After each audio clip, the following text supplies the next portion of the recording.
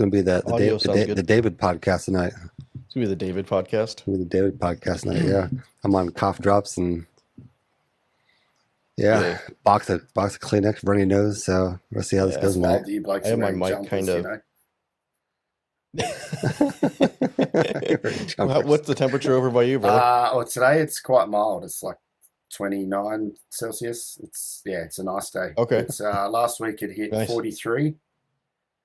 Ooh. And that's a little warm in the metro area too. So it was the hottest city in the world, Adelaide, last week. Wow. Crazy. That's crazy. 43 so that's about 100 and something, I think. Yeah, it's 107. 109. Yeah, that's crazy. Ouch. And that was in the city, so you can imagine what the country areas were like out in the farms and the stuff. country's worse, yeah. Absolutely. Wow. Mercy. And you've been doing shows in this kind of weather, huh? This is like, well, I'm just at the back end of our like peak season, so. Are you? Yeah. About another month and then it slows down again. Yeah. Well, yes, the time zone has been interesting because it's even more funny, right? Because I didn't think that there was like the half hour extra distance.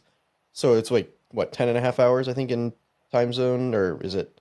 Yeah, it's a half hour. There's a half hour difference. Yeah. So I was thinking it was like we were recording at 11:30 your time, which is like I thought it was 7:30 my time, and it's actually 8. Yeah, right.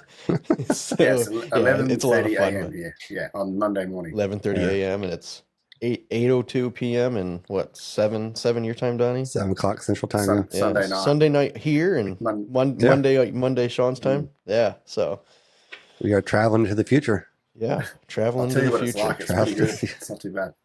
It's a good day. Nothing exciting's happened though. Well, I'll say it's going to be 40 degrees here too, but it's only going to be 40 degrees Fahrenheit. So what's that? That's at my house tomorrow. Low single digits Celsius? Let's see. Like 6 or 7? Yeah, like 4. Oh, yeah. 4.5. 4. Yeah, 4 or 5. Yeah, 4 Celsius, yeah. So. Yeah. That's like a little chilly. Middle of winter here. Yeah. Yeah. I'm going to wait till June to get that. June, July. Yeah? Yeah. So it's the opposite there? Yeah. Yeah, it's opposite for us. Really? Yeah, that's crazy. It's complete opposite. Yeah, yeah. We're in the back end of June, July. Back end of summer now. Okay, yeah. June, July is like blistering hot. So yeah, 100 degrees here. Yeah, which is 43 Celsius there. So yeah. So it's a lot of fun. Hello and welcome to another episode of Pyro Unleashed. Tune in weekly as Donnie and David discuss all things pyro, from the business aspect of the industry to technical tips and mesmerizing pyro designs. On Pyro Unleashed, we invite cutting-edge experts to the podcast to discuss their role in making this industry a success. So, sit back and unleash your inner pyro with us.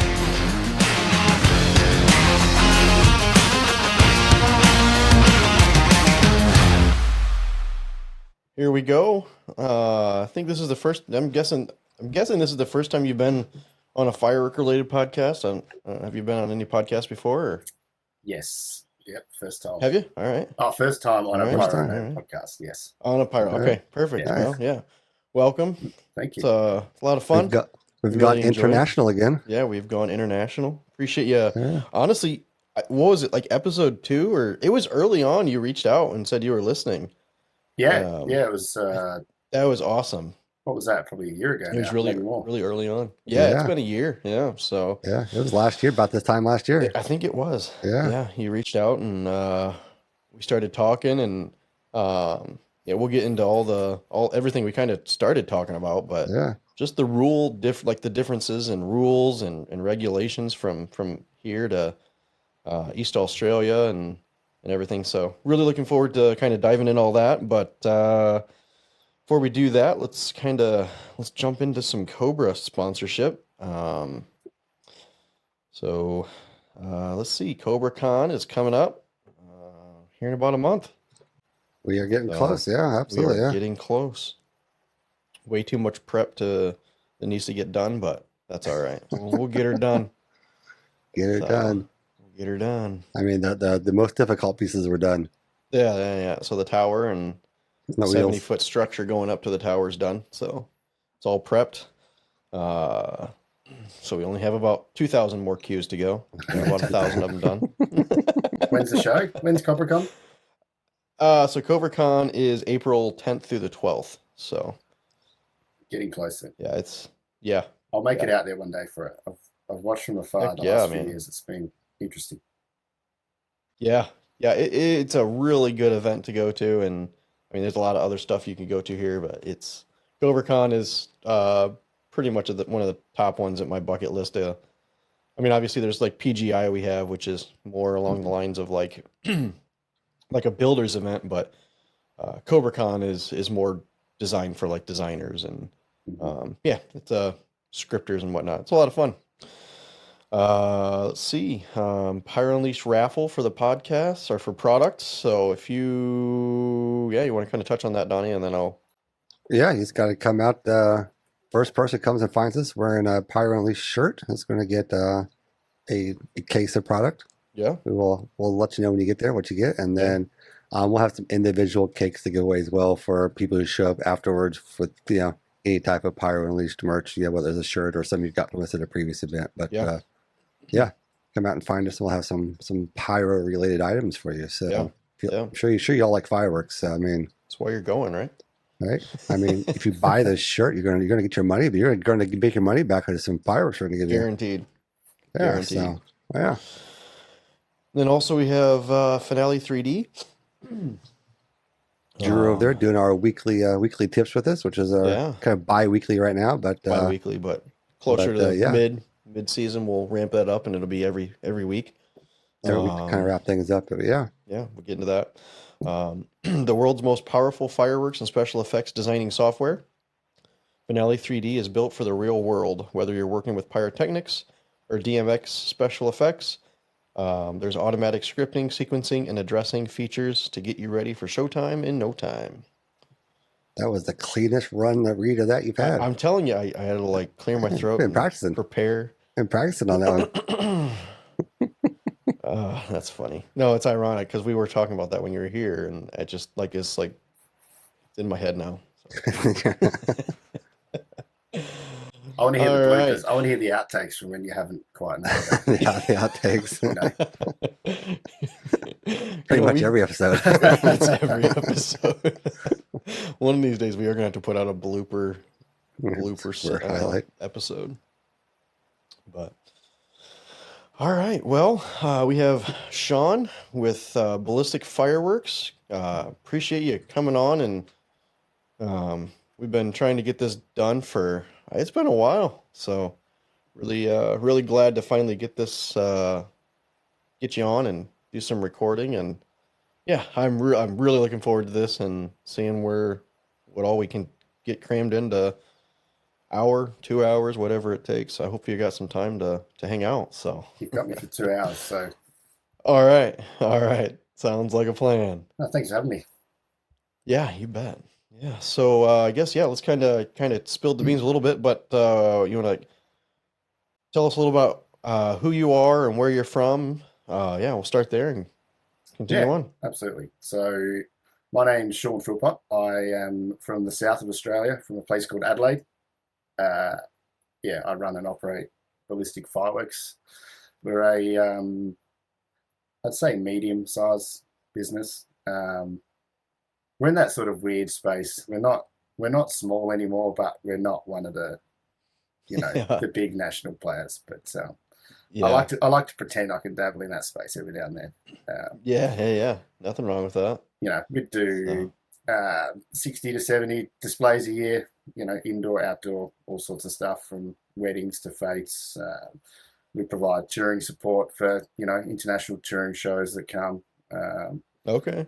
We have I guess we've got a strong relationship with a few other businesses around Australia in the eastern states and the western states, and we sort of team up and tackle, touring events with touring support and that sort of stuff as well, and sort of helps, buying power and sharing knowledge and information and stuff. So it's an interesting community down here. Yeah, for sure. Yeah. So how did you stumble across Pyro and decide to start a company? And I mean, how'd you get into Pyro in general? Yeah, so I got into fireworks through my father. Okay. He grew up in Sydney on the eastern seaboard. Yeah. And just happened one day when he was in the Navy and he was working on Sydney Harbour as a young fella, and he got asked to help transport some pyrotechnicians around on Sydney Harbour that were working on a big display over there. Not sure if Oh, it was a wow. New Year's Okay. Eve display or a big show on the harbour. Yeah. And that was with a big company called Howard and Sons Fireworks. You've probably heard of them. Yeah. I've heard them. Yeah, they're quite a big company. Yeah. He got chatting with the guys and, just started tagging along, going to shows, working with them. And eventually he became a licensed pyrotechnician and he travelled all over Australia doing displays for Howard and Sons and worked for them for a good, 30 odd years. Wow. So I was born into a pyro family. The old man was always doing it. At that stage, it was just sort of a part-time thing. Like we had other businesses and whatnot. And we're just doing it on the side. And then when I started to get into the business and start to get my license and whatnot, we saw the opportunity just to sort of branch out and start our own business. And Yeah. I guess it started as probably more of a hobby than anything because we just loved the industry and whatnot. And now it's grown into something that's it's still part-time for me, but Yeah. that's getting smaller every time. The other part anyway. Yeah. And then, so I've been running the company now for about 5 years, and then my old man passed away a couple of years ago now, and so I'm sorry to hear that. Yeah, that's unfortunate, but these things happen. But next generation, Yeah. I've taken over, and sort of I run it now with a bunch of really just call them friends. Like they're people that have hung around us for years and years, and a few of those have got their licenses, and they've got their own crews now, and so like we That's great. divide and conquer. Yeah. New Year's Eve we have 8 different crews that go out and do shows all over the place and stuff. So like we're not big, but we're not tiny either. So Yeah. No, that's extremely awesome. Yeah. yeah. So how many shows do you think you shoot a year then as a company? Yeah, we'd do like 60 to 70, I reckon. 60, 70? Yeah, that's really good. It's growing every year. The goal this year would be probably 100. Yeah. I'm really trying to grow it, to be honest. We're just it's an interesting time in the market here too. Like I don't know if you're facing it in the States, but insurance is really quite difficult. And it's becoming it's becoming a prohibitive factor for the smaller operators. So there used to be a lot of like one-man band or sort of like just little operators that might do 3 or 4 shows a year, but insurance is starting to really price those guys out of the market. And you need to grow that economy of scale to actually make it stack up, I think. I've met a few of these guys and they're actually coming on board with me now, so we're expanding across into Victoria and picking up a few of these little guys, bringing them under our banner and sort of merging into the one bigger company. So it's exciting. That's awesome. Yeah, we kind of deal with the same thing for insurance. I think it's 2 or 3 insurance companies, and they really just they really grab you and just bend you over and shake every penny out of your pocket they can. Yeah, it's crazy. Yeah. Well, I use Liberty Mutual, which I guess probably a heap of people in America do too. Like that's yeah. There's 5 or 6 different brokers that peddle them. It's the same product. Yeah. I think you'll find most of the guys here probably use them. Yeah. Okay. So what are some of the holidays you guys primarily celebrate with? So New Year's, obviously, and then so like we were sort of saying earlier, the climate here is obviously the opposite to you guys seasonally. So October through to March is our really busy period. And a lot of our peak fireworks time is based around Christmas celebrations, I guess. So we have a lot of towns and cities and stuff will put on Christmas street parades and that sort of stuff. So we do a lot of fireworks for that kind of thing. We have a lot of public holidays through there as well. Like there's different long weekends for like Labor Day and different bits and pieces. So there's always an event for those. Australia Day is one that used to be really big in the middle of January, but that's becoming more controversial here. But is it? Okay. from a political standpoint, there's mixed feelings about that these days. So those events are sort of dying off, and we're shifting into other areas, I guess. We will then, like, I see it sort of dip off around March, and then whenever Easter falls, like we kind of have stuff around then as well. Weddings and that sort of smaller event are really picking up here too. They're like really quite popular. They're really starting to pick up some traction here as well. Yeah.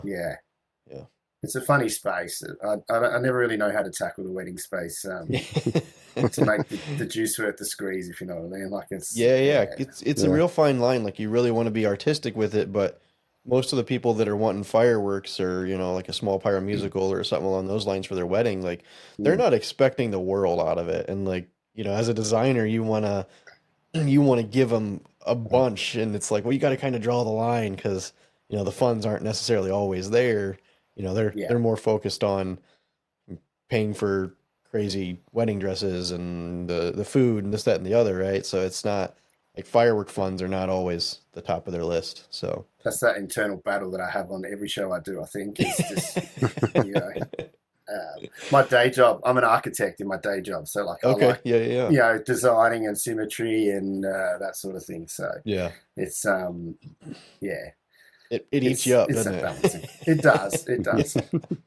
And we have there's a guy named Grant Schwarzkopf who follows our company around everywhere we go, and he's an incredible photographer. Like he's just won some awards for like globally for like photography and whatnot. So that's awesome. I have this photographer that comes to every show and takes photos that are just incredible, but it's every time I see them go up on Facebook the day after or 2 days after the show, like I just beat myself up if the symmetry's not right, or like one of the stations is slightly out or something. And it's, to be honest, it's helped drive the standard of our shows up. Like I don't think he realizes that he's done it, but like I just know now that if he's going to be at a show taking photos, if I haven't color matched stuff or like, that one comet that got missed and it's green instead of red or something, it just, it eats me up. Oh yeah. No, I get that a lot. It happens to all of us, right? Like that one thing that's off somewhere, and you're the only one that knows it was off, but it always bothers you. Yeah, absolutely. Everyone else is raving and ranting about how good the show was, and I'm like, no, but did you see that comet? Like it was so hyper focused, Yeah. Yep. Exactly. And it's funny how like one meteor, one comet can literally, it's like, oh, that was the best pyro musical I've done. But there was that one red comet that like just totally botched the whole show up. Yeah. So no, it is funny how that works. No, we're all cut from the same cloth, aren't we? Yeah. Out of all the shows that you do, what's the largest fireworks show you've done? I mean, we've had a lot of large one-off events, but each year, like I live in Adelaide, but I'm actually from a small town called Barmera. It's about 2.5 hours east of here inland. It's a country community. And each year my business sponsors the Christmas pageant fireworks there. So wonderful. It started out as, it's a modest budget, like it's nothing like crazy, but each year we've just gotten bigger and bigger and bigger, and it's snowballed into this thing that's just absolutely out of control now. And people come from everywhere to this little town to watch the fireworks each year. And like it's getting to the point where like, I think like I had 40 something modules on the oval the other day, like for this like modest little country show, and we got 15 position front with comments and like it just, none of my guys get paid for it. They all come and like volunteer their time. That's awesome. I don't make any money off it. Like whatever they pay me goes into just full product budget, and it's just growing into this thing each year. It's almost a bit of an eternal joke with us. Like, what are we going to do next? Like, how stupid can we go with it? And, nothing wrong with that. But then in terms of like a one-off event, so last year in April, it was the 1 year anniversaries, or 1 year first birthday, I guess, after my old man had passed away.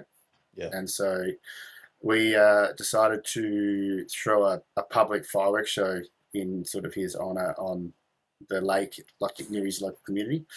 And I put the call out to all the pyro buddies that I have in Australia, and they came from sort of all over. Everyone got together and everyone threw in a heap of different product and stuff too. And we put all these barges out on the lake and threw this massive fireworks show, I guess. Originally it started out as just something that was just going to be for us. And then we started sort of advertising it and all these sponsors got on board and the event just really snowballed. So we turned into a massive fundraiser for prostate cancer, like awareness, which is what killed him. And people started turning up and they were, donating. Like it was huge. Like people throwing in 8-inch shells and all sorts of stuff. It was really, really cool. So we did this sort of, I think it was like 8 or 9 minute pyro musical from multiple barges, from a jetty, big shells. There would have been, a few hundred 6s and 5s and 8s and just big shells, really nice stuff. And then the finale shot, we on the outside of like an 8-inch gold brocade crown, we strapped a bag of his ashes and we all wrote a little message on the shell and launched it as the finale to the show. It was sort of the last hurrah. And it was probably the most special show to me, I guess. Might not have been the biggest overall if you look at them all, but it was that's really the biggest. Good fun. That's cool. Yeah, that's good. That's awesome. That's really cool. I can not to take away from that, but I can kind of lean into what you're saying. Actually coming up here in actually tomorrow it's been 5 years since my brother passed away from he was younger from a heart attack. And that first big fireworks show we did, my whole crew wrote a message on a 12-inch shell and we sent it up for him. And that was probably most definitely, like, it's weird how like that's the most memorable thing, right? But it is. It's just something you're doing in memory of your loved one. And absolutely. So well, see, we would have used 12s, but you can't get them in Australia anymore. It's so hard to get them here too.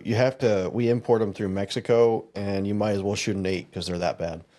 Right. We used the last 12-inch we had at Dad's 60th birthday, actually. So So he still got it. Just he got to see it, I guess, which is probably a benefit. But that's awesome. we had a hard time getting anything over a 6 up until sort of last year. Really, the 8s dried up here as well. Did they? And anyone that had them sort of just was charging through the nose if they were on selling them. Like prices of fireworks in Australia is crazy. Yeah. Can you get 7-inch then? Or I know we started importing 7s. Yeah, we did for a while. That was sort of the alternative. And I geared up and bought all these 7-inch tubes and started going down that path. And now no one has 7s anymore. Like they've gone back to 8s. And it's like, Yeah. So I know we kind of touched on this a little bit, but you said pyro is not your full-time job. So you do architectural work then for full-time? Yeah, so I do architecture and project management sort of Monday to Friday.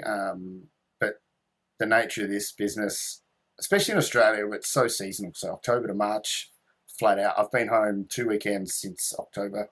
So, wow. But the business has grown to a point where, it's bigger than just that little hobby now. Like it takes a long term.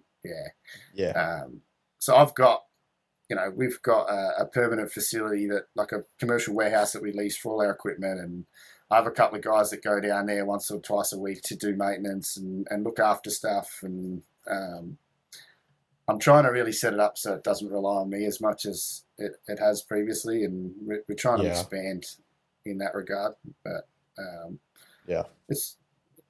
at a really awkward economy of scale too. Like we do a lot, but it's not quite there to go full time yet. Yeah. No, I get that. So how do you guys handle it? Obviously you mentioned insurance already, but do you guys have to pull like local permitting and everything for doing displays and whatnot, or how does that work for you? So each state in Australia has slightly different rules and a different licensing system. So you have to be licensed. Well, previously you had to be licensed in the state you were operating in. And the way you go about getting those licenses is also a little bit different in each state. But fairly recently they've just introduced what do they call it? Reciprocal sort of rights. So you can, apart from one state, so Queensland, they're not part of it, but the other states, you can operate on your license just from whichever state you're in. Okay, Cool. That's good. Yeah, it's kind of frustrating though, because I'm in South Australia, which seems to be the hardest spot to maintain a license. Like, so my license is annually, so every 12 months you have to renew it. Wow. I have to keep a logbook, a handwritten logbook of all our displays that you submit. You got to do police checks and clearances. Where like some of the other states, I'm licensed in Northern Territory, South Australia, and Victoria, and all three are different. I think like Northern Territory was like fill in a few forms and pay about $15, and you've got a license for 5 years. South Australia, my license is about $300 a year. Victoria, I think it was about 300, but you get it for 5 years. Like it's interesting. So South Australia, though, for example, like if we're doing a display, right? Say you're the client and you book me for a show. Yeah. You need probably a month's notice to do the appropriate paperwork. So we require like a land use permission form. So if it's on private property, that's easy. The client can give you that. Like, no worries. If you're shooting over 400 feet or you're within 5 Ks of an airport, you then need civil aviation clearance. So that takes a bit of time. That's the same here. From October to April in Australia, we have the fire danger season. So it's a fire ban period. So no outdoor fires. So every show during that time, you have to write to the state fire authority to get a permit.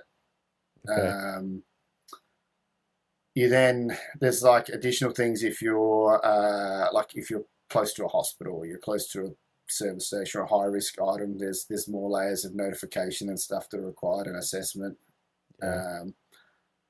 Local councils are typically the hardest to deal with. You know, like if you're in a public piece of land, they normally require even more sort of additional layers of risk assessments and that sort of stuff.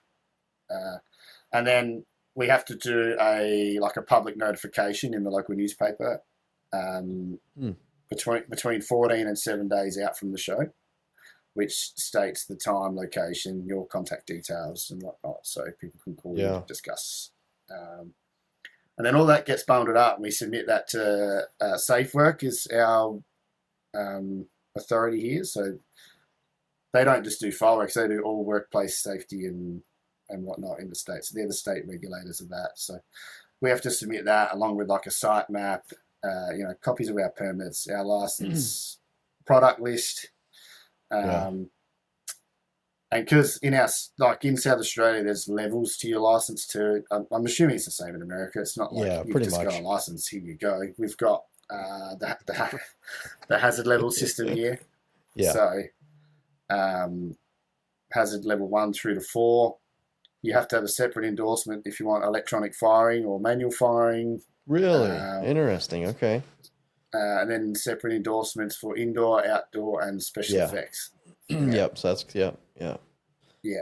So I guess you're really just notifying SafeWork when you submit this paperwork. Like it's you don't necessarily always hear from them. They only just clarify things if they, if there's something missing in your paperwork or they have a few questions. Generally, I think they know that you're a responsible operator, and you're submitting everything in alignment with what's required. But I guess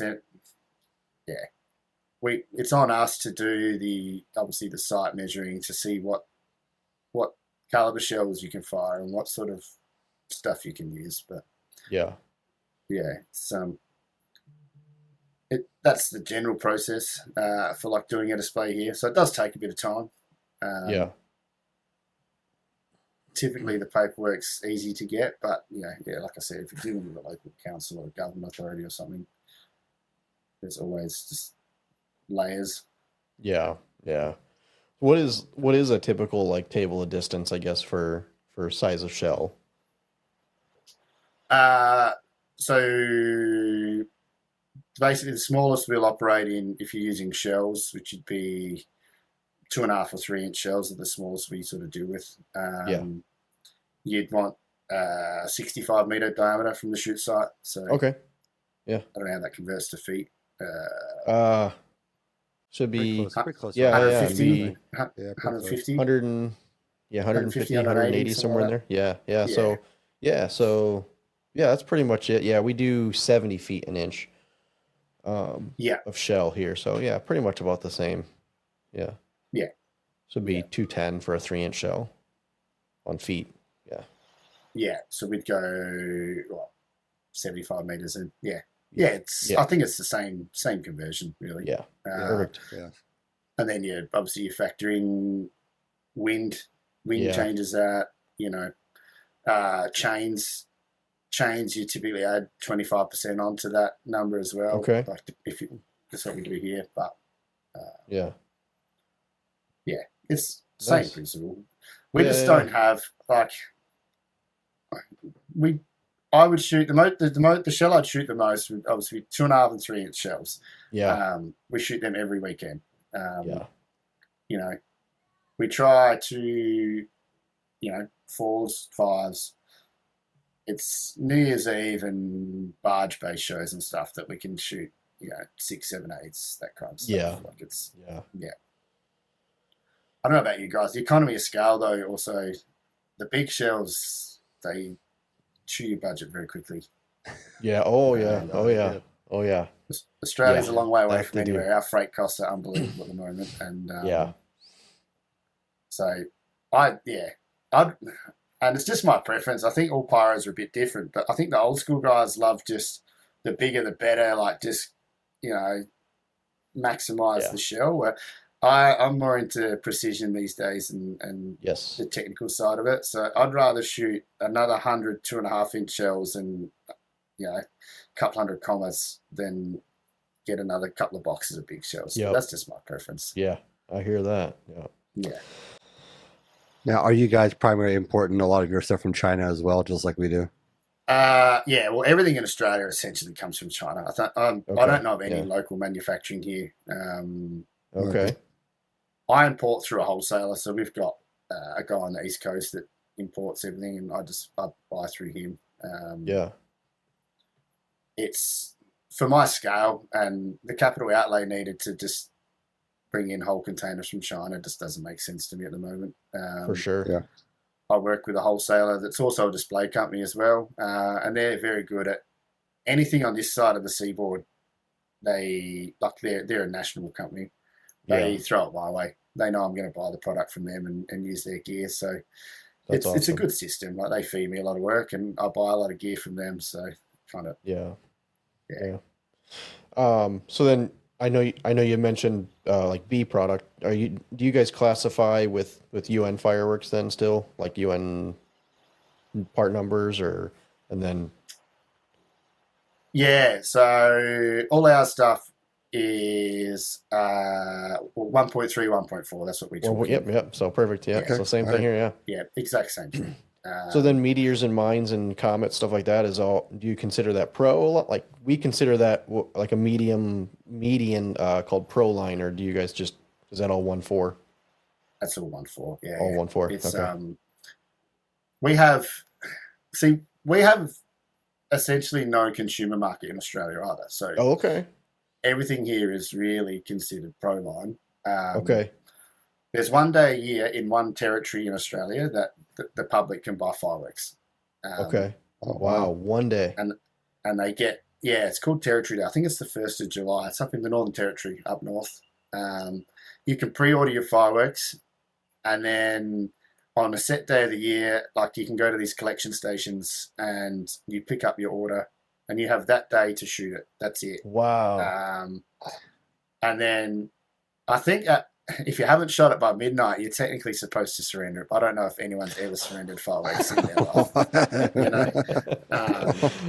But then what happens is there is a lot of like the police do sit at the borders end for about the next following week because people do try to obviously load up and take it interstate and yeah. So like the big importers and wholesalers, they make a lot of money on that one day up north. But in terms of like South Australia where I am, the consumer market died here about 20 years ago. There used to be like a system where you could go to your local council and I think you could pay money and get a permit to do fireworks. And if you had that permit, you could go into, there was local shop fronts just around here, like you would have in America. Yeah. And you could go into the shop with your permit and they'd go, yep, here you go. But yeah, that hasn't been around for about 20 years here. It's only a pro-line community here. Very good. Wow.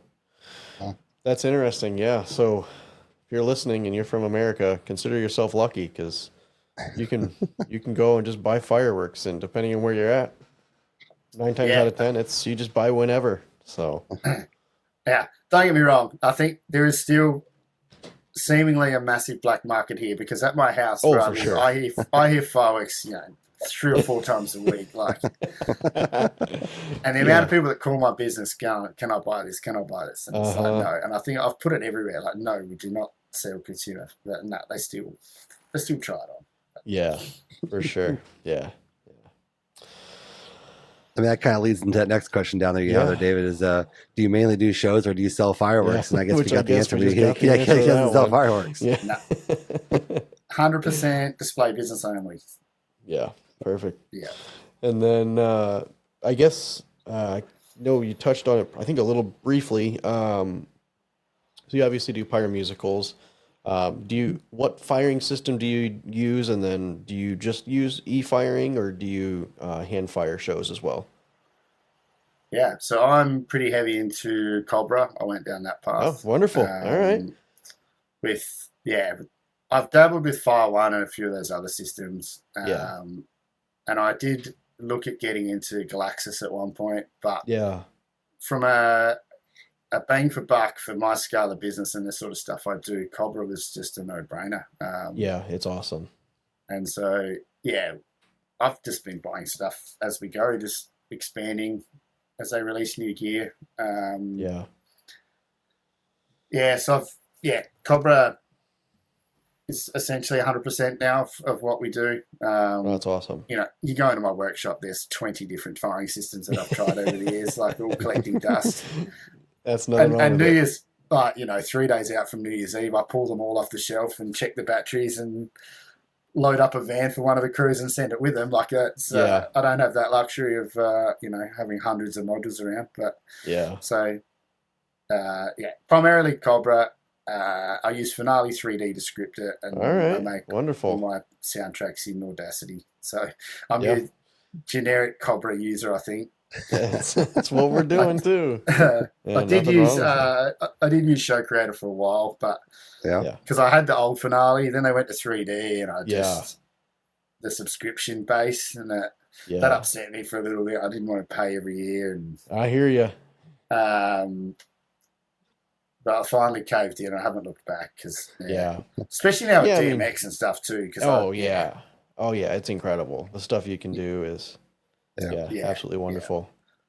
Have you dabbled into the DMX quite a bit then with flame units and lighting, or are you just primarily flame units? Actually, more lighting than flame. I've got flames, cryo. Like I've dabbled with a bit of everything, but really trying to get into the lighting side of things. I think it's just a very affordable value add for a show. That initial outlay was a bit to buy lights and stuff, but I don't know. Yeah, that's the sort of angle we're going now. For sure. Yeah. I used to use 100 coloured strobes a show, but now, now I've got lights. Lights and quick and easy, wonderful. Right? Yeah. How is the drone scene there? Are you guys seeing quite a bit of drones? There was a swing maybe 4 or 5 years ago where a few large-scale drone shows were starting to pop up. They're super cost prohibitive. I don't know if they are there too, but here to get a drone show they're in pretty Australia, cost prohibitive. Like you're starting at $50,000 or $60,000, like just to do a small show here. And then there was an incident where like one of the local on the West Coast, I think it was, there was like one of the big civic events. They got rid of their massive fireworks display and went with this drone display. And then they had an incident where there was a glitch and all the drones dropped into the river, and it was a disaster. Yeah. So the drones had started to drop off again, but then I've seen recently like Howard and Sons and Fodes have just started working in the pyro drone space a bit too. Yeah. So, I think it's cool. I think they can coexist, and I like that they're integrating pyro with the drones. So one thing I found with drones, like they don't hold my attention span for very long. Exactly. And I think the thing that's missed is the sensory element of fireworks, the smell, the concussion, Exactly right. Yeah. Yep. They only touch one. I believe it's one of the sensories where fireworks hit like 5. So you're exactly right. I mean, they're missing a lot in the industry that you do get with the fireworks. So yeah. So I don't know. We're finding that happy medium. I think like. We have a lot of hybrid displays here, don't get me wrong, where we've got flame units and lasers and lights. And, that's really, really popular here. And a lot of companies are doing that really well. And I love that sort of display because I think you get the best of everything. But, I don't know. We're not too threatened by drones just yet. But, like anything, we'll have to adapt and move with the trends, I think. One thing I've always wanted to, I wanted to speak to American pyros about this because I'm obviously in the professional scene, but I follow a lot of American pyro social media and pages and stuff. And there's just this obsession with just doing these massively long displays, like just stretch it out like as long as you can. It's crazy. People bragging like my show went for an hour on the 4th or something, and I'm like. I do this essentially for a living, and I get bored after about 10 minutes. Like, like it's, and they can't tell me that it's just because I'm doing crap shows, because I know that, someone using a little cake is stretching out for an hour. I would say the general populace here does just drag fireworks out if they're not in the industry scene. Like if you're doing displays, I cap my shows for like a typical city display at like 21 minutes because I know as a consumer you lose focus and concentration between 18 and 21 minutes in. So that's where we try and stick to our displays. Even that's quite long. Like Sydney Harbour goes for like 13 minutes, and like people rave that's one of the best shows in the world. Like and it is funny how that works. Like. Let me correct myself. I do have one show, and their only rule is it has to be at least 30 minutes long. And it's like, you realize, like, if I were to cut this in half, it wouldn't be shell, and then 6 seconds later, another 3-inch shell. And it's like, you're getting dead sky. If I could fill this up, you would never know. You would never know it was half the time because you would be so entertained for that 15 minutes. I guarantee you would have thought it was that whole 30 minutes. So, I have this same battle with one of my clients over New Year's Eve. Like their whole brief is just time. Like they don't care. And I broke it down for him a couple of years ago and said, just because you're telling me this time, like your budget doesn't change. Like you only pay for 1,000 bangs. Like if we do them in 8 minutes or 20 minutes, like you're still only getting 1,000 bangs. Like let me do what we do best. And I'm not going to rip you off. Like we go find a happy medium where impact to It's a battle I have with my clients a lot, and I probably put people off because I'm quite steadfast in that I won't do a crap show. Like if your budget doesn't match your expectations, I will tell you that. And if you want to find someone cheaper, do it. Like it's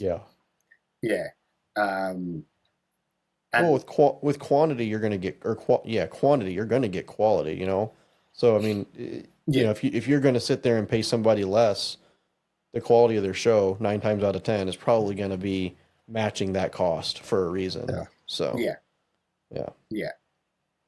But yeah, and I was that's what I tell people. Like, just if someone said they're going to go an extra 5 minutes for the same price as me, like, you're probably not getting more fireworks. You're just getting more black sky. But correct. Yeah, exactly. So it's one of my first conversations I have with a client or a potential client is just, what's your expectation? Because this is what we do, and we've done this for a long time. We're pretty confident that we know the product we deliver is good. Yeah. Like, take our advice. Like, I don't go to the mechanic and tell him how to, like, fix my car, Like, yeah. I take his need word you to for fix it. this. I need you to fix this in 30 minutes. Like, no, you don't. They're going to do it in whatever time that needs to get done. Exactly. Yeah. So it's just a forever battle. I think any industry is like that, though, isn't it? Like, people just will have their input, whether you want it or not. But yeah, it is interesting. Yeah. This is the Pyro Unleashed Cake Review, brought to you by PGI.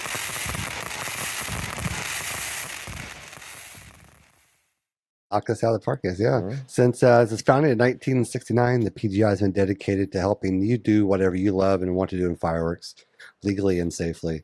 Whether that is enjoying consumer fireworks with family and friends, becoming a fireworks display operator, learning how fireworks are made, photographing firework displays, collecting memorabilia, or all those things and everything in between, there's a PGI member that shares the same passion. This year's PGI is holding their annual convention in Boone, Iowa, August 2nd to the 9th.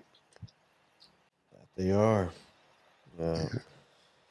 Looking forward to that. It's going to be, I don't know, just always is a good event.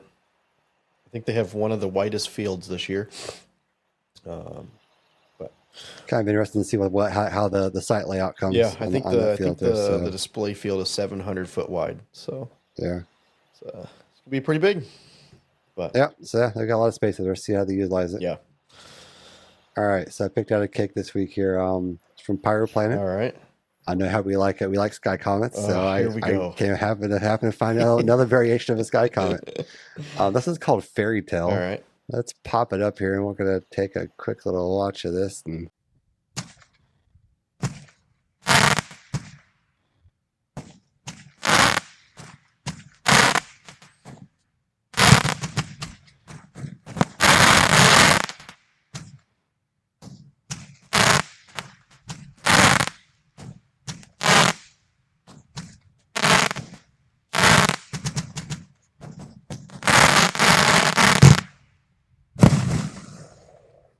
And there you go.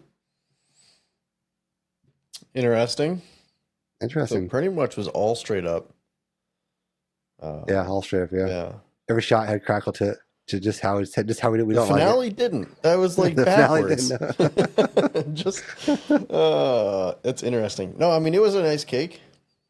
So do you do any building of fireworks locally at all, or obviously you just do primarily importing? But I didn't know if you've ever dabbled in building like that at all, or we've built just special effects. Special effects. Yeah. So camphor bombs and fireballs and that sort of stuff. Okay. Yeah, I was going to ask if you guys did fireballs and kind of stuff. Yeah. But in terms of actual manufacturing of fireworks, no. There's very little of that happens here anymore, if any, I think. Yeah. Very good. Insurance and politics killed that. Just it is interesting you say that, because even during COVID, we were seeing like shipping prices were typical, like 17,000 a container for shipping from China. And during the COVID pandemic, we've seen it all the way up to 47 to like 50, 53, somewhere in there, $1,000 a container. And even like jumping through all the hoops and the legalities, like it would still cost more to build fireworks here in the States than importing, even at those inflated prices, which is, it's the same thing here. Yeah. It's crazy to think about. But yeah, like you're saying, it's all the government loopholes and stuff you have to, the legalities that you have to jump through. And it's crazy because, we're experiencing right now, there's been a new 10% tariff on all fireworks coming from China here.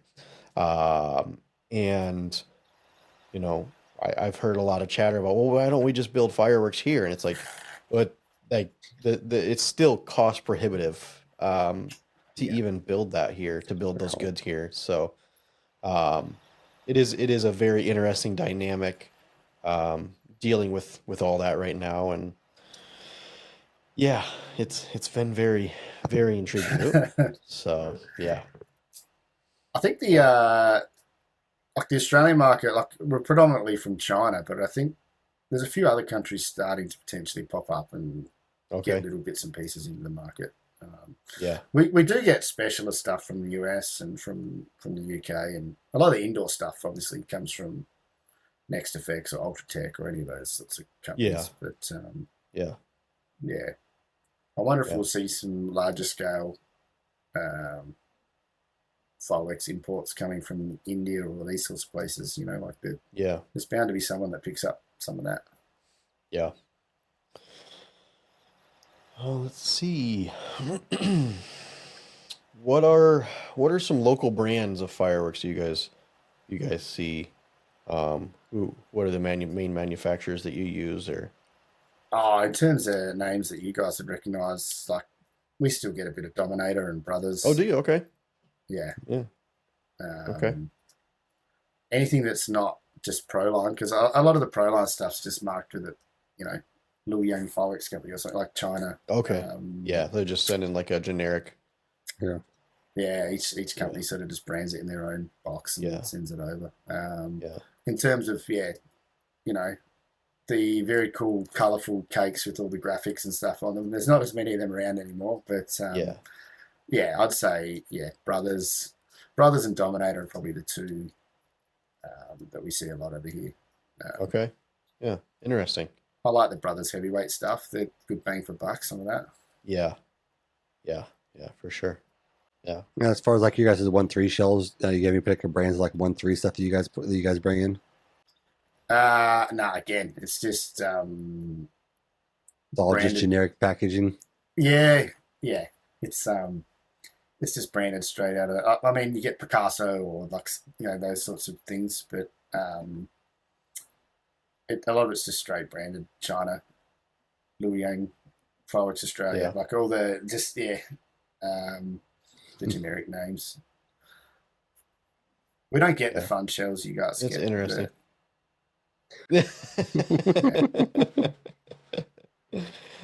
Yeah. I mean, if you go to Territory Day up north, the Consumer Day, well, then you'll probably be a lot more familiar with a lot of the stuff you see up there. Okay. You know, you get lots of your bling blings and those sorts of cakes and all the yeah typical But, consumer stuff. But nah, we're just in the. Ours comes with generic part numbers. Depends where you buy it from. There's a few different wholesalers here, and I see the same cake in 3 different catalogs with 3 different part numbers. And, you know. It's funny because I mean that's how our consumer market is here. Like you'll see the same cake, 4 different color wraps on it, 4 different names, but it's the same internal thing. Yeah. All my cakes come in brown paper with a foil top. Yep. I could line up 15 of them and you couldn't tell me the difference between them looking at them. Yeah. All my comets are black. Comets my are black. finger slices are foil. Yeah. Very fun branding. Exactly. Yeah.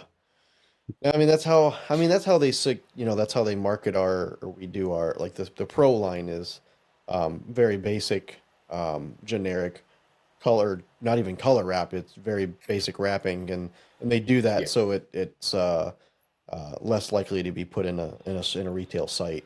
It's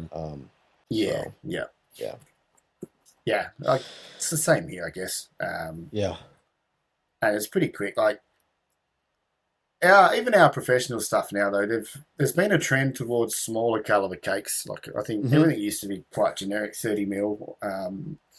But you know, we're now getting a lot smaller. Was it 16, 22, 20? Like we're getting a lot of different sizes. It tends to be going smaller than bigger. But then I don't know. Do you guys have the machine made cakes over there, like We the do. molded Yeah. pressed? Yeah, yeah. Yeah. They're quite trendy here at the moment. Yeah, so those are all primarily coming out of Machine Made is actually a sister company to Dominator. Yeah. So I Okay. don't know Yep. if yeah. So yeah, it's very intriguing to me to see like how those are built. Um, yeah, it's just different. Like I mean it makes Yeah. sense. Um, I guess my biggest concern is like, yeah, sure, cardboard tube gets a little wet, it'll dry out. But that compressed wood that gets wet, it's not coming back to a form that single shot's coming out of there. Yeah. So If it gets dropped in transit or someone drops it, doesn't tell exactly you. I've cracks. I had mean, that yeah, happen. it's shot. I've had a few split in half mid show. Yeah, Like, Wow. yeah. yeah. They are nice, but yeah, I think there's still a little bit to work out on those and whatnot. Yeah. Let's see. What are some events that you've attended for firework related across? I mean, Australia. I don't know if you've been to America or if you've been anywhere else to see any firework displays or any other events, but want to touch on that a little bit? Yeah. I guess locally, the only year in my life that I haven't worked or been at one of our own fireworks displays on New Year's Eve, we had a year off, and we went to Sydney Harbour and sat there for 12 hours and waited with everyone to watch that display. Yeah, it's awesome. Which is pretty cool. Yeah. I was lucky enough, actually. My wife and I went to Hawaii last year. Yeah. We didn't even realise, but we flew in on like Hawaiian National Day or something, and there was this gigantic street parade, and then Grucci's did a huge display off the coast there that went for about 20 minutes of just massive. That's awesome. Pyro. That was a really special trip. Yeah. I'm disappointed because I didn't get at Guernsey to the trip, but my family went to Malta a couple of years ago to yeah. And all I've heard is just Malta, and towers, and then the multi-break cylinder shells that have about 8 different bursts in them. Yeah. That the last one typically goes off on the ground. Or very close to. Yeah. So I was a bit jealous of that trip. That's my bucket list, I think. I want to get to the, if the International Symposium goes back to Malta, I might go over there or something. Yeah. I think. Yeah, we had otherwise, yeah, we had like what, 3? Was it 3, Donnie? 3 guys from Malta at PGI? Yeah, three. I think we had 3 guys from so Malta. They were PGI, teaching classes on building like the multi breaks, and doing the wheels and stuff. Yeah, they did some wheels, and it was incredible to be able to actually see that in person and see some of that artistic design that you don't get to see that every day, and it's it's a lost art. So. Yeah, absolutely. I love watching the tower shows that they do. Oh yeah. I've never done a tower myself, but I've done a couple of wheels and stuff, but not a tower. So it's on the bucket list for sure. Yeah, this is my first official big tower. I guess I've done some like little 20-footers and nothing too crazy on them. There's fountains and strobes and whatnot, but yeah, CobraCon will be. We're going 70 feet up. So how many firing positions on the tower? Technically 6. So we'll have every 12 foot there'll be something going off, and then we'll have a wheel at the top, and the wheel has was it 16 mods or 16 channels on the top? Yeah, 16 channels up there. So, there'll be a couple single shots on there. Yeah, nice. So it'll be a lot of fun. Yeah. What are some of your favorite pyro shows that you've ever done, or some of your favorite events you've ever attended? I really enjoyed the touring support work that we do. So like when international acts and stuff come, because I love the technicality of indoor production, production, like kind of One of the coolest shows I worked on was Motley Crue and Kiss did an outdoor concert here in my local town, and That's awesome. Worked on that gig, and that was, you know, the 4-inch Ultratech. They're like a hard brake mine kind of thing. I can't remember what they're called, sky brakes or something. I don't know. There's more of them than I've ever seen in my life, and about 70 floor trays, and wow. Tommy Lee's roller coaster drum kit with, you know, about 100 cues on it, and Oh, that's awesome. that was probably my favorite show, to be honest. Yeah. And I have enjoyed the Pink when she tours too, just the technical components of hers. There's not a heap of pyro in it, but just Yeah.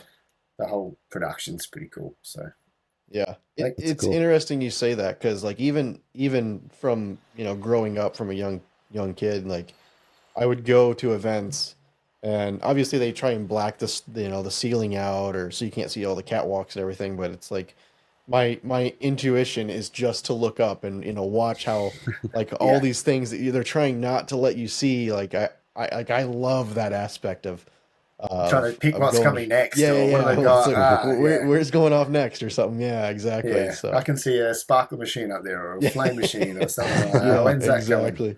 Yeah, The yeah, concussion rack hanging up there. yeah. So my New Year's is actually spent indoors on an ice hockey arena, and I do an indoor pyro musical on the ice, and then we do some pyro hits in the catwalks as well. We drop them off or hang them off the catwalks. So Yeah, yeah, sweet. no, I agree. It's a lot of fun to do that indoor stuff because I mean even here in the States it's super rare to be able to find that. So Yeah. yeah, it is a One lot of one fun, show man. I love watching each year on YouTube is the Cardiff Speedway GP. I don't know if you guys watch that show each year. Mm-mm. Yeah, Grottenberg, I think they're called. They do like a 4-minute pyro musical each year in the middle of this speedway, and it's always really technical and really intense. I would look it up, like, for anyone. All right, yeah, no, I would do that. And it's sky bursts and like air bursts, comets, strobes, and they just do these intense like mortar hit chases and stuff. Like, it's just, there's nothing over like a 30 mil comet in it, but Yeah, it's just 4 minutes of intensity. It's really cool. yeah, just I the think. precision and Yeah. yeah, And that, though, I've been watching those videos for like 10 years. Each year they do it, and just gives me inspiration every time for something a bit different. Like, yeah, yeah. yeah, yeah. I was gonna ask where do you draw a lot of your inspiration for doing your shows? Is it a lot of YouTube and watching other shows then, or Yeah, I'd say so. yeah, I love just sitting on YouTube and watching the big pyro competitions. yeah. Watching the dragon fireworks from the Philippines just Oh, they're incredible. shoot like 20,000 comets, and I go, all right, what can I do with 2% of that? Let's Right. have a go. Yeah. Yeah, exactly. Yeah, I try to keep up to date with that. I watched the Malta fireworks competition. I watched Yeah, the Montreal one. Like, I just each year just keep up with the trends, I guess. And yeah, we're pretty lucky actually, because the guy, like my primary supplier, they run like a trade show every year too, where they invite all their clients along, and they actually line up. Basically, they grab a couple hundred fireworks out of their catalogue, mainly the new stuff for like specialists, and over about 2 hours, they let them off one by one, and they give you a little checklist, and you sit there and watch it and mark it off, and take notes, and then at the end they do like a 2,000 cue pyro musical, combining all that stuff and show you how you can use it and ideas and trends and This is Pyro News, brought to you by Dominator Fireworks.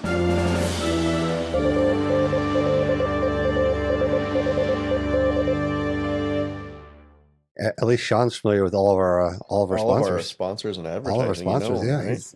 Yeah. So the Dominator brand Fireworks is one of China's fastest growing fireworks brands. Dominator Fireworks covers all categories of fireworks, including consumer fireworks and professional display pyrotechnics. In addition to the Dominator brand name products, they produce many private label products for their customers. Dominator can custom manufacture, procure any product to your exact packaging and product specifications, or they can recommend a product to suit your market needs. That they can. So it's like Yeah, here just we kinda- had actually an update to another story that happened last year. Yeah. Last July we had the incident at the Stadium of Fire in Utah, Yes. where they had the whistle cakes that blow apart and shut to the audience. And so just this past week, they actually released kind of preliminary report on what they thought happened with them. And very was kind of what I kind of suspected kind of from the beginning was kind of actually was the issue with them. So their kind of report was something went wrong in the whistle composition that caused the whistles to explode. The whistle of the fireworks part that I missed, the whistle sound, they said because of the effect in one of the tubes, 22 of the 36 shots were fired that went in a direction other than where they should have gone. Yeah. Also said none of the fire marshals in the state were aware before this incident that was a problem, and that some devices included motors designed to propel the fireworks further in the air. They included the faulty device failed after the sixth or seventh tube discharge. As a result, the bundle of 36 broke apart, allowing the remaining tubes to fire off in unintended directions. So the teams at Stadium of Fire did everything they could to ensure safety of the device, but the problem appeared to have come from the manufacturer in China. Yeah. All right. Well, let's see. So like I said earlier, we do have quite a few Discord questions, so we'll try and plow through these pretty quick. I know some of them we have touched on through the recording. So if you put a message in Discord and it's not getting answered, that is simply because we have already asked. So let's see. Do you have any plans on coming to any events in the US? Yes, I plan on coming to CobraCon. Wonderful. Hopefully next year. Might be this year. Okay. Well, if you make it this year, let me know, because we're gonna have one heck of a time, man. It's gonna be a good time. But how's the display work there? Like, are you guys just doing it this year, or is it an ongoing thing? Or I've done displays there for the last 4 years. Mhm. Yeah. Last I'll year. come and help you next time. All right. There you go. So, let's see. This was a little weird. If you can only pick one, hot sandwiches or cold sandwiches?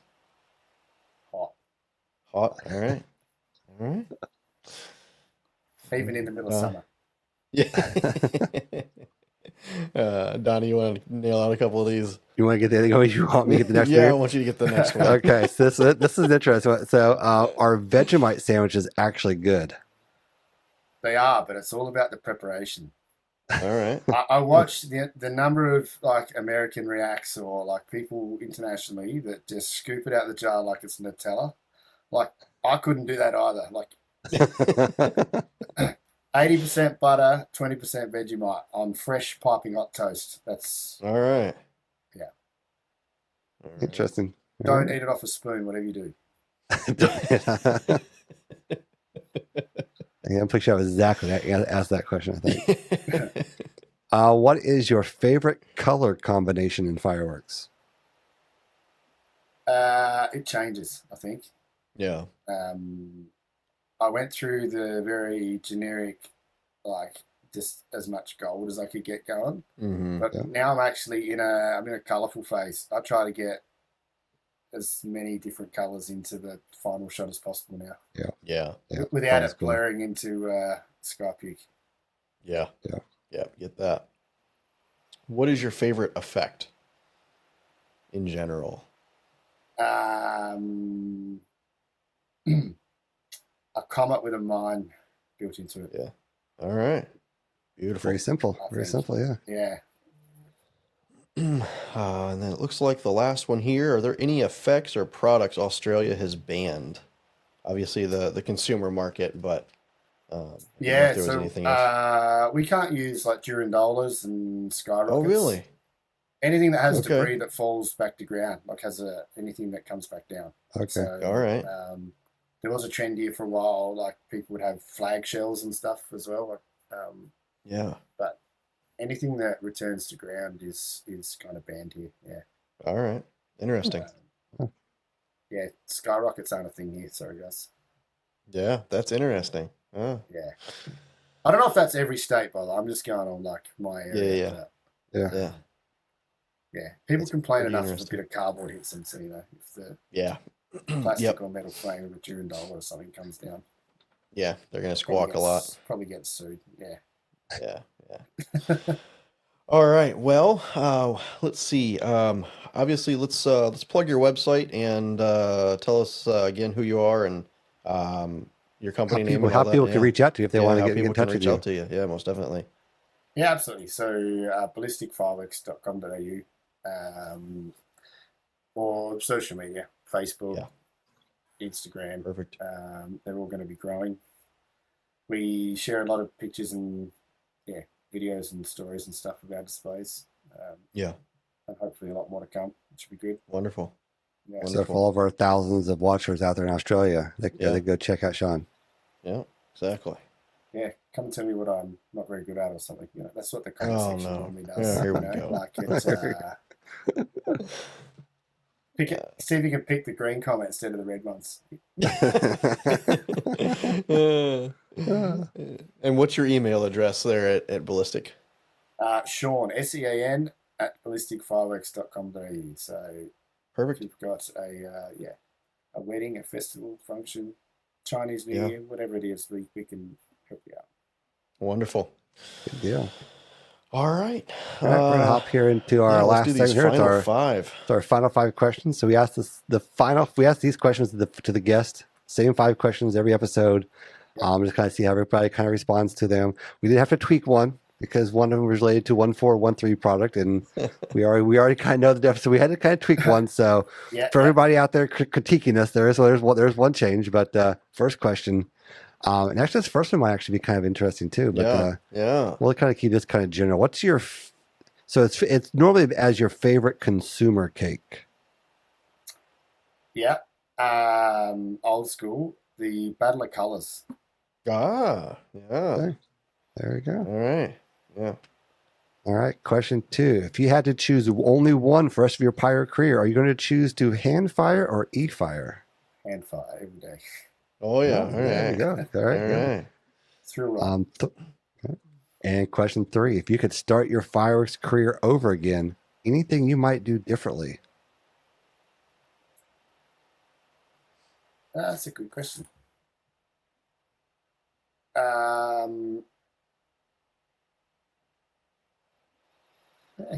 don't know. Probably just commit to Cobra earlier. Yeah. All right. There you go. All right. Pick something and stick with it. Yeah. Yeah. Because I said, once you're a master at it, that's Yeah, I've got 20 different firing systems, sitting on the shelf in the workshop, and none of them are big enough to do a big show anymore. Like they're all, it's probably $50,000 worth of gear sitting there that I could have just had more copper modules. Yeah. There you go. Yeah. And question 4, what is your favorite thing about working in this industry? Has to be the reaction at the end of a show, it's pretty cool seeing, little kids' faces light up, and it's like magic to some people. People that don't know, it's that's probably the highlight, surely. Yeah, most definitely. It's a lot like how Tim Jamison always says, it's taking the people out of that experience, that crappy place in their life, and bringing them some happiness and joy and putting them into a good place, Yeah, pull them out and for it comes back 10 or to 20 minutes. Yeah, like we were talking about timing before, and I've done 8-minute shows that people would tell me afterwards went for 30 minutes. And it's just, they were just lost in it for that period of time. Yeah. Something special about that. Most I also like the definitely. fact that there's only a handful of people in the world that actually know how the stuff works. And Exactly. Absolutely, it is. It's know all the magic behind the curtain. Yep. Yeah, exactly. Yep. And question 5, if you were a flavor of ice cream, what flavor would you be? Neapolitan, like the 3 flavor. Yeah. Okay. I'm pretty erratic, you know. Like I've got a bit of There's nothing wrong with it. 3 sides of Sean. 3 sides of Sean. All right. Well, have you guys answered those questions as well throughout the podcast? I'm guessing you have. You know, honestly, we haven't. It's funny. Yeah, we will. We have a couple of episodes planned of which we just be in David, probably without a guest, and we'll go through those questions. We'll ask each other those questions probably. And yeah. I'm looking forward to. Yeah, me too. Yeah. So, all right. Well, we want to thank you again, Sean. I know you're a little limited on time here, so thank you for coming on and hanging out with us. It's been an honor to have you on and learn a lot about Australia and the firework market there, and just everything involved in that. I don't know if you have anything else, Donnie, to say there. No, yeah. I just want to thank Sean. I mean, this was cool. It's a lot of fun to kind of learn and see how fireworks are in a different part of the world. I mean, I think that as pyros, we all connect no matter where we are in the world, but we're all working under a different set of rules and guidance, and it's really kind of cool to kind of see how each of us perfect our craft under different rules, restrictions, in a different environment. And so it's really cool to have this opportunity to kind of talk about it and get Sean's perspective from Australia. Yeah. Thanks for having me too. It's been brother. Awesome. Yeah. All right. Last but not least, be sure to go to pyrounleashedpodcast.com. If you're going to CobraCon, there still is time to get your merch. Again, as Donnie said earlier, first person to come up to us wearing a shirt or a hoodie, Pyro Unleashed related, we will be giving away some fireworks. Looking forward to seeing who's gonna find us. Find us first. It's gonna be a lot of fun. And then, as always, come and join our Discord. Come and hang out.